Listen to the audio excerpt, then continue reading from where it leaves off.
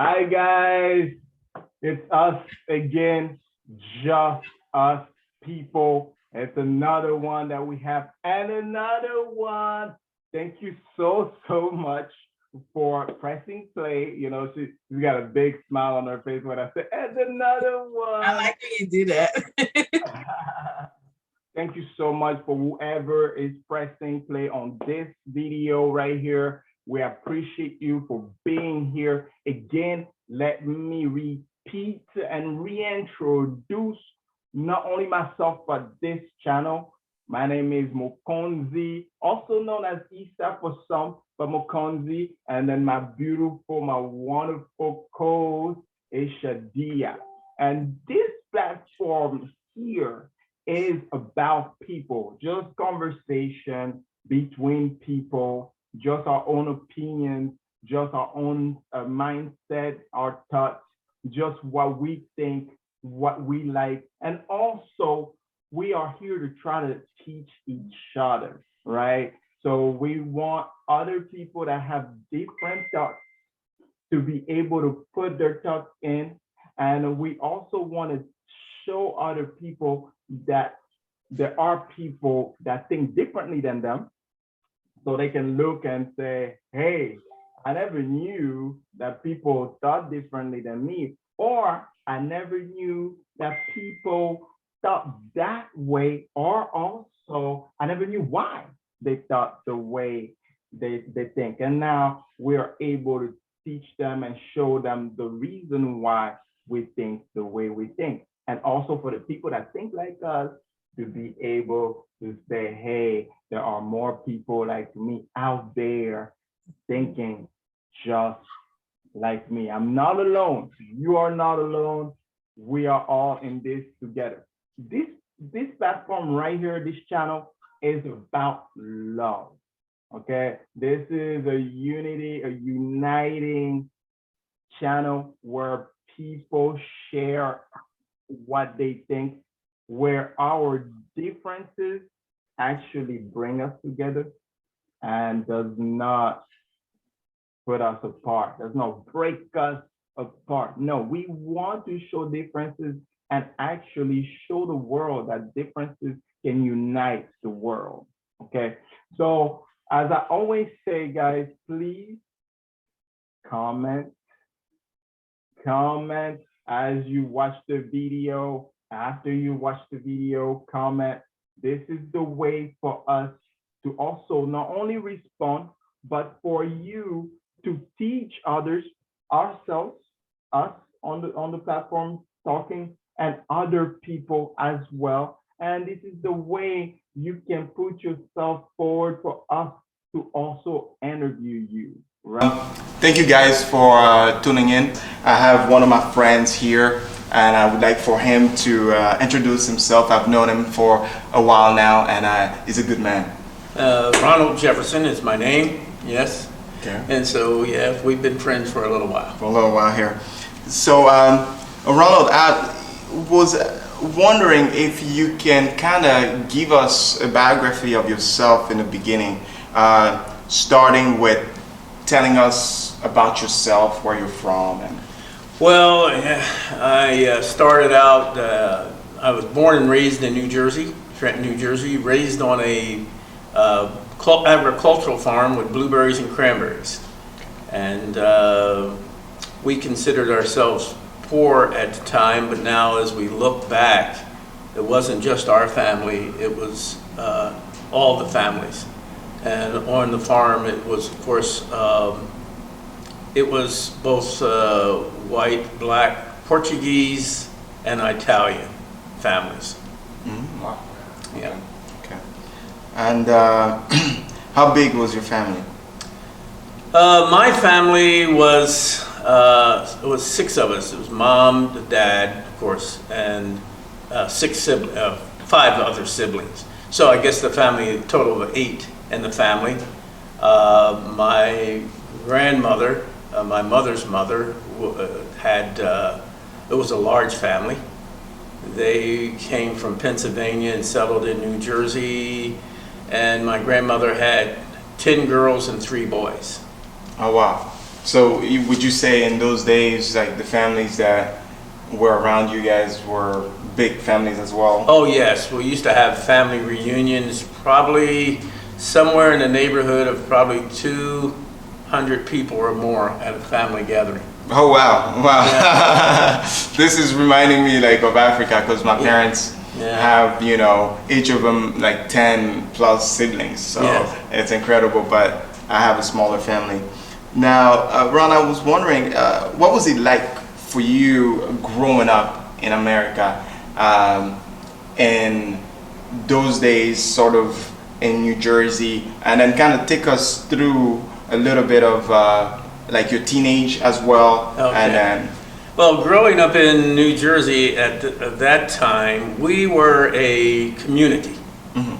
So everybody looked out. Growing on the farm, it was a corporation.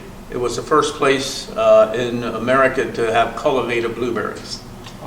And so blueberries started there, but before then there was cranberries. Okay. And we sold to Ocean Cray, or the company sold to Ocean Cray Cranberry Company. Okay. So back then it was just cranberry sauce and maybe cranberry juice. It wasn't at the level it is today. Oh, wow. Yeah. Oh, wow. But back then, as a child, I really didn't know racism or anything like that. Even in going to high school, the high school consisted of the area, probably 13 square mile area. And most of the kids, or at least half of the kids, were military parents. Their parents were in the service. Oh, wow. So we had a racial blend. It wasn't, you know, it was mixed children.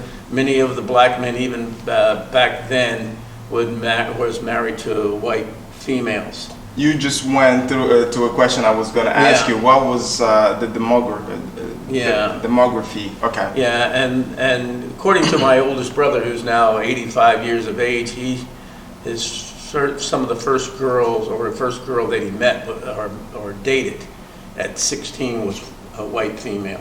Oh, wow. Yeah. In those days. Yeah. Okay. Yeah. See, my mother, growing up in Pennsylvania, we never went to a segregated school. My mother never went to a segregated school. Wow. Wow. Because I know in America, not a lot of places were that, you know, that mixed. So. Well, on my mother's side of the family, it was always interracial marriages. It wasn't a definite black family. If you were to look at my mother's, some of her sisters, they were white.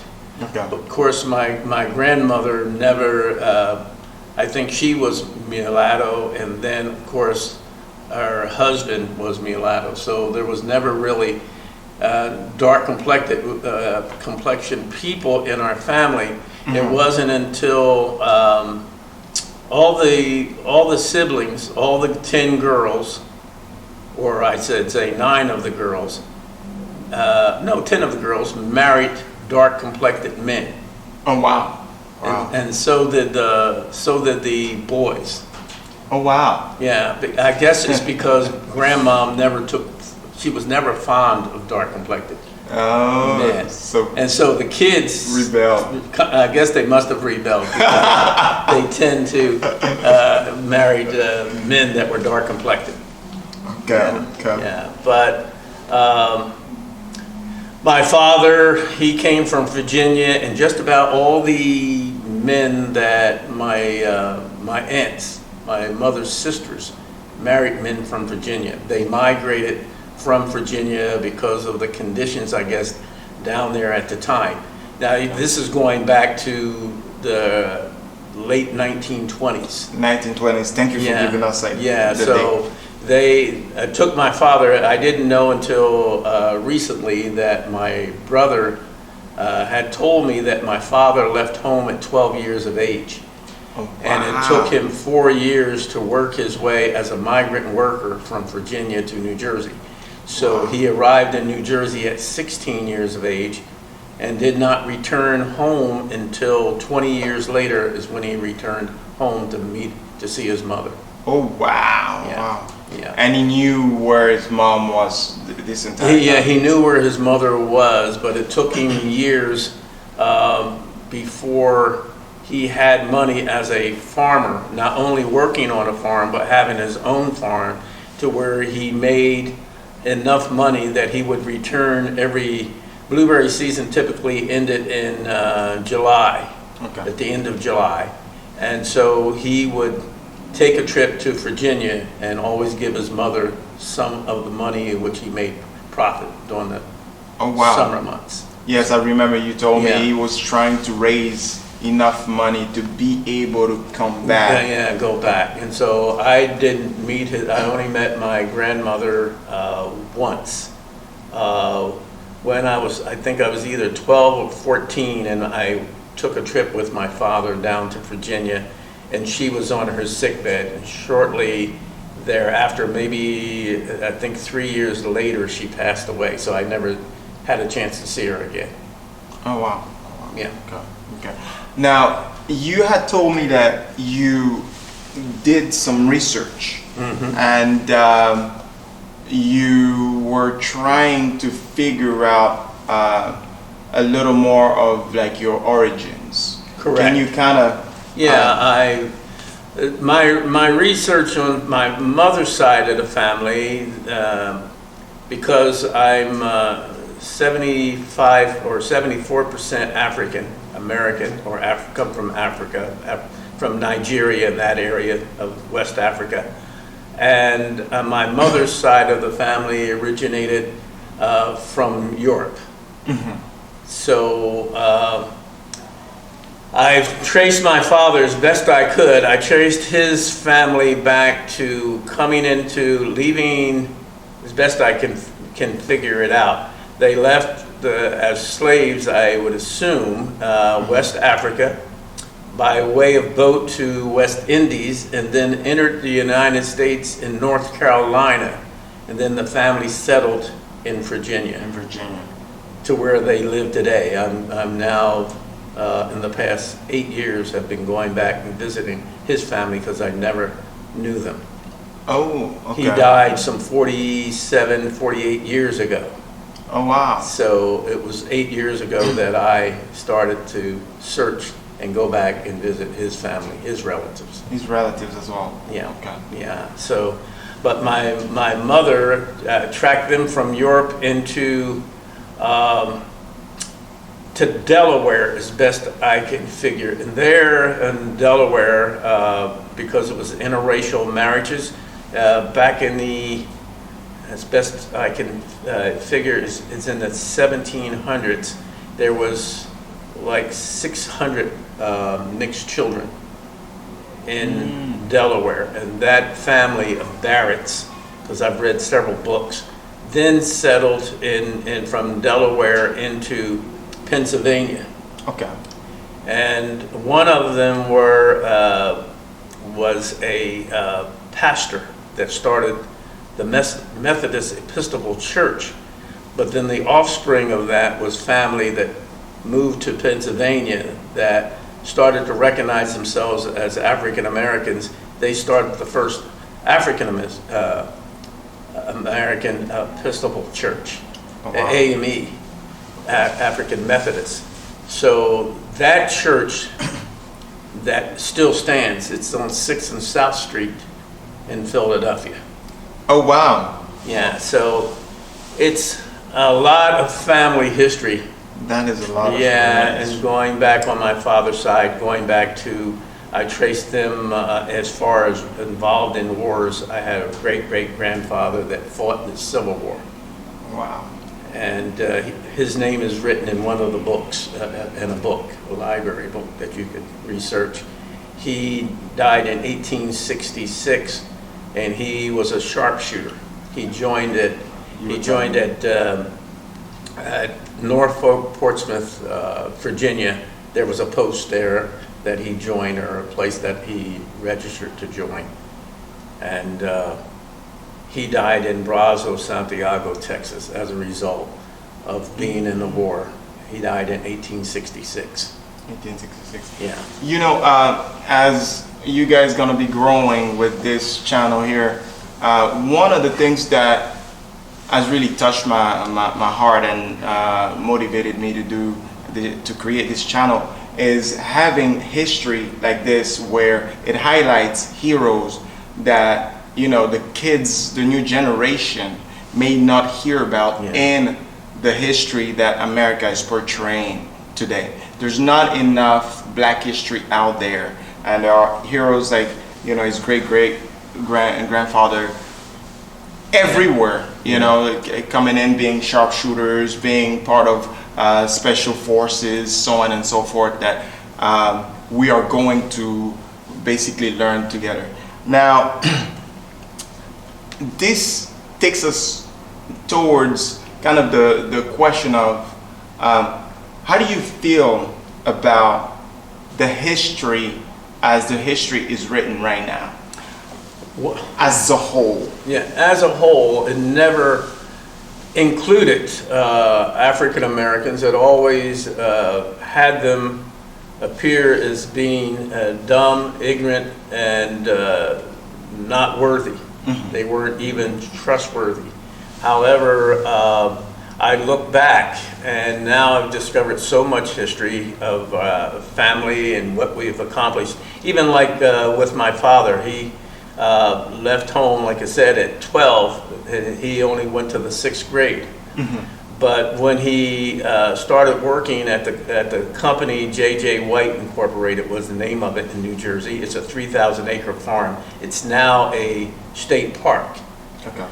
But his interest in agriculture, that he was one of the few that stayed, and he contributed to the cultivation of blueberries.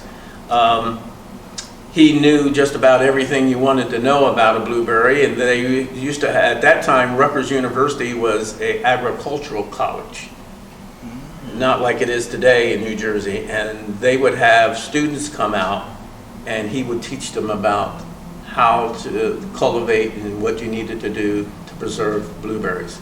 Oh, wow. Yeah. So, like I said, he's not in a book, but he contributed. It's one of those things that many times blacks contribute as inventors and educators and so forth, but it was never published in books. Yes. To show that they played an intricate part in American history. Never highlighted. Never highlighted at all. It's very sad when you think about how much we contributed and did. It was like in my when I hitchhiked for numerous years, over 17,000 miles around the United States, and I didn't know that. Yeah, I was in Kansas City in 1968, and the riots broke out, and I was working for a Cook Paint Company, was the name of the company that I worked for. I was a salesperson. And then shortly after that, with the riots and they burning the city, that city even today in 2020 has not fully recovered. Wow. And so I've gone back to visit because I have children there. And if you look at Kansas City today, it was alive when I lived back during that time.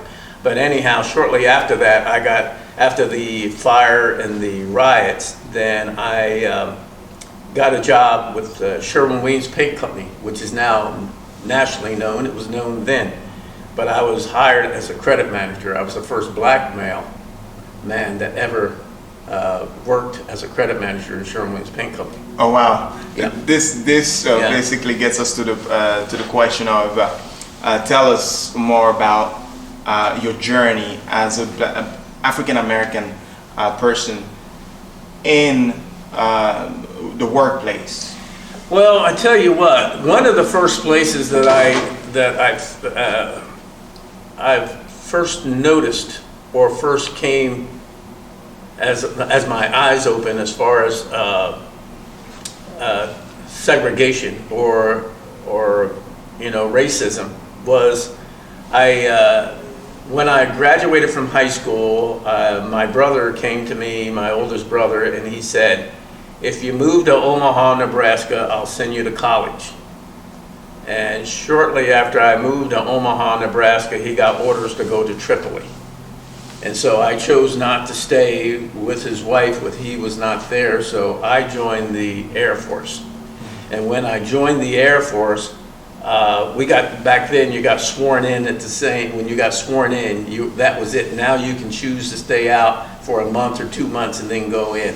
But back then you had, as soon as you said you joined, the sign on the dotted line, off you went. Yeah, off you went. So that's where I first faced racism. I got caught in, we got sworn in Omaha, Nebraska, off at Air Force Base. And then we boarded the plane, and we didn't go directly to Lackland Air Force Base in San Antonio. We went to Dallas, and then the next day we were going to fly to Lackland. Well, when I arrived at Dallas, it was 4 of us. I was the only black. They sent the 3 white guys to a hotel and took me to a black hotel in a different part of town of Dallas.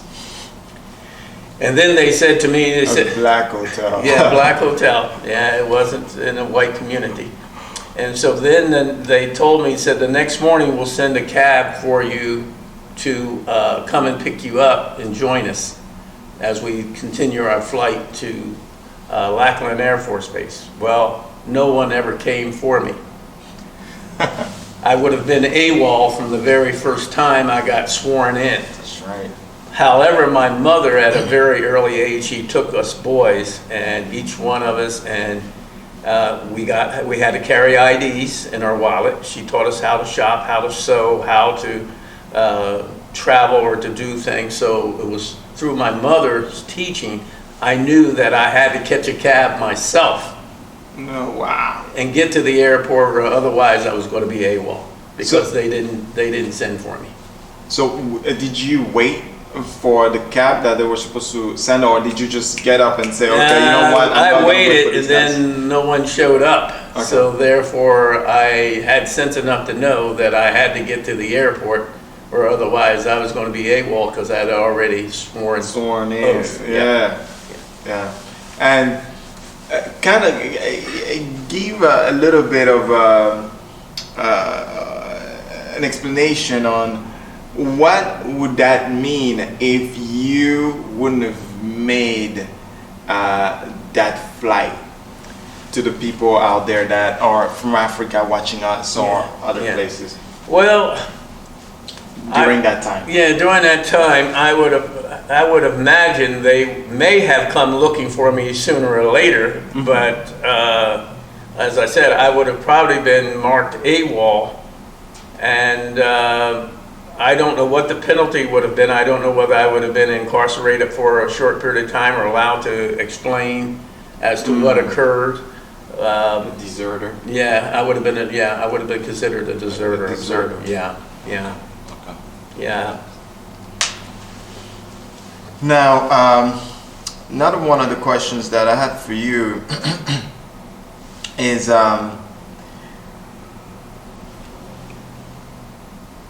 tell me one time, because this is getting, we're digging in now. Okay.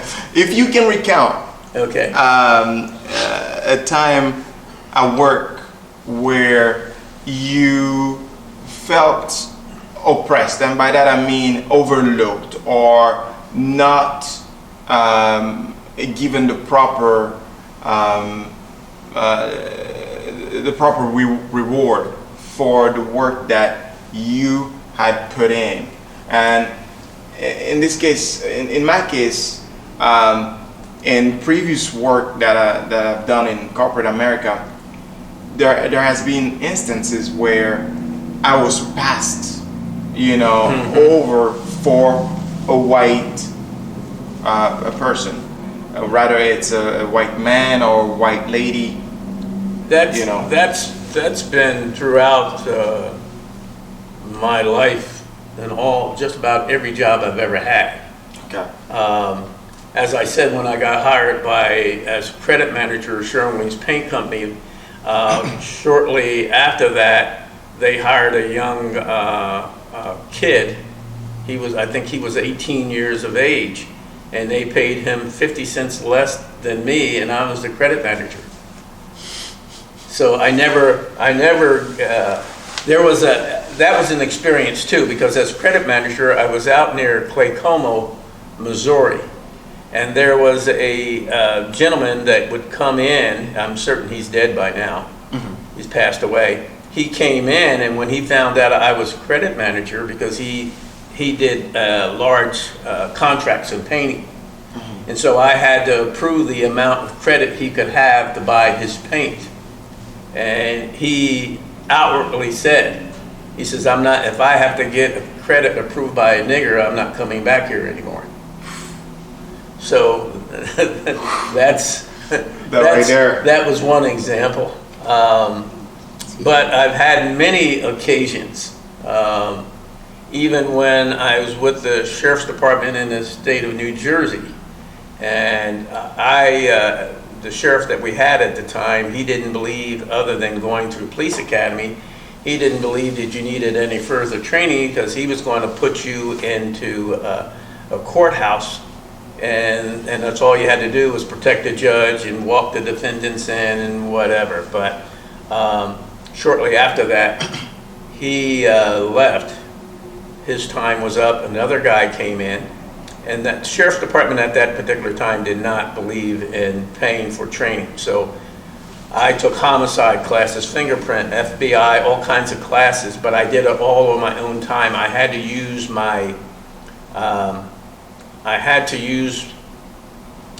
sick time or my vacation time to go to school to get training beyond what the basic police training was. Wow. And so at first they felt kind of highly of me, and then one day I was called in, and I forgot what the issue was, but it had to do with me going along, because it was politics involved. So me going along with them, or they were going to blackball me. Oh, wow. So then they had this black supervisor, and he came up to me and he put his private parts in my face. And so wow. that was, and he didn't, when he got hired, he had no idea. He was an undersheriff. He had no idea what an undersheriff was, and I had to explain to him it was like the deputy chief of police. That was his ranking, but he he didn't have comprehend. And so at that time, I had my own car signed to me, my freedom to move about, and so he would go with me to see what I did. But then they used him against me. Oh, wow. Because I think what it was, the bottom line was, I was beginning to have more knowledge than most of them. That's right. And that wasn't going to be tolerated. So when that occurred, it tore me apart. Emotionally, whatever, because I had dedicated so much of my time, and I believed in the system. So. Oh, wow. But I've had throughout my life, I've had numerous challenges like that. Like that you had to overcome. Yeah. Now you bringing a very good point, and I don't know if it's a question to ask you, if it should be a question, or if it should be maybe a solution that we as a people, even you and I, can kind of try to formulate right here. But one of the things that you just said was how they used another black person Yes. to come against you, and how readily this other black person was to do their beatings, to the point where they're degrading their own selves. Yeah. They're not degrading you, they're degrading their own selves just so that they can go against their own So person they can hold a position. and hold a position. Yeah. But they're not understanding the fact that they're putting someone of the same color, Yeah. well, against the other. That's the history of America. Because from the time of slavery, if you were a mulatto, you had mixed parents, and of course you're light-skinned, then the light-skinned person would be able to work in the house, That's right. and the darker person worked in the field. They've always used that, you know, in our struggles of pitting ourselves against one another. Okay. And see, and one of the things that I admire of those who get educated. If you get educated and you get a bachelor's, master's, a PhD, you should become more humbled That's right.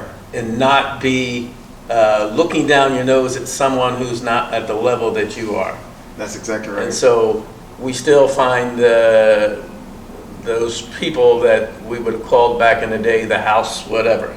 Yes. So, yeah, because they're not smart enough to realize that when they do such things, they're holding their entire race back. Thank you. Yeah. And for you guys in Africa, as an example, I'm African, and you guys know this, and we're gonna keep growing together. What he means is the people that were taken in and were allowed to work in the house. And it wasn't always the mulattoes, sometimes just a black man as well. Yeah. Those people were given certain benefits. Correct. And as a result, they were allowed to even at times punish the others. And what we end up seeing in the history, those that were chosen to be used in that way had the tendency to think that they were better or they were different than the ones that were working in the field. Therefore, they ended up doing things that were even worse than what the master had sent them to do, because they wanted to assert, their power as well. And like Jefferson is saying here, Ron, is that you are going against your own people, and you're holding back the progress that all of you can do by not uniting. Correct. Divided, you fall. Yes. Yes. Now, Ron, I wanted to ask you, with this question, what do you think would be a solution, and how do you think that solution would impact the community as a whole? And as you guys know, on my channel, this channel is to unite the community as a whole, meaning Africans are the same as Black Americans, are the same as Africans from Europe and from Asia. We are all one. We all have our roots in Africa. Correct.